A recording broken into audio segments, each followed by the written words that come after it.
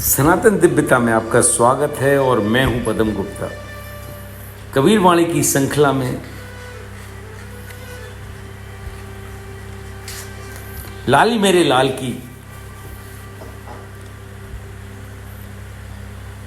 हिल मिल खेले शब्द सौ अंतर रहे नरेक, समझे का मत एक है क्या पंडित क्या सेख। वो सार शब्द आत्मस्वरूप का ज्ञान हो जाने पर सब आपस में हिल मिल जाते हैं, फिर कोई अंतर भेद की रेखा नहीं रह जाती। जो उसे परख समझ चुका है उसका तो मत वही एक है, चाहे वो पंडित हो या काजी, अर्थात आत्मज्ञान सबका समान है। अलख लखा लालच लगा कहत ना आवे बैन, निज मन धसो स्वरूप में सतगुरु दीनी सेन। सतगुरु के ज्ञानोपदेश दिव्य संकेत से मनोबती निज आत्मस्वरूप में लीन हो गई। उस आत्मस्वरूप का साक्षात्कार करके ऐसा सुख लालच लगा जिसे वाणी से व्यक्त नहीं किया जा सकता।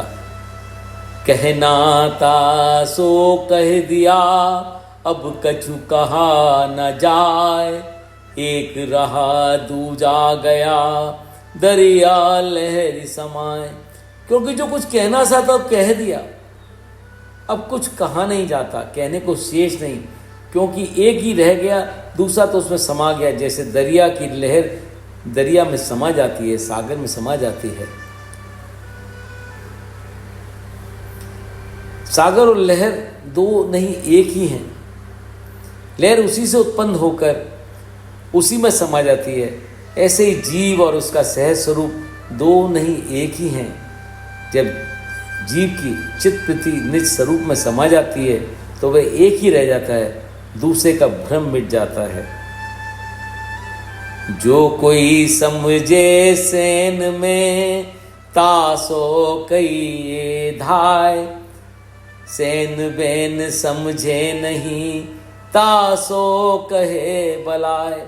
कोई इतना श्रद्धावान सपुत्र जिज्ञासु हो जो संकेत से सब यथार्थ समझ ले, उसे तो दौड़कर सीधे समझाओ, परंतु जो संकेत वाणी को नहीं समझता, यथार्थ कुपात्र हो, उससे कुछ कहना व्यर्थ है। हरे कृष्णा।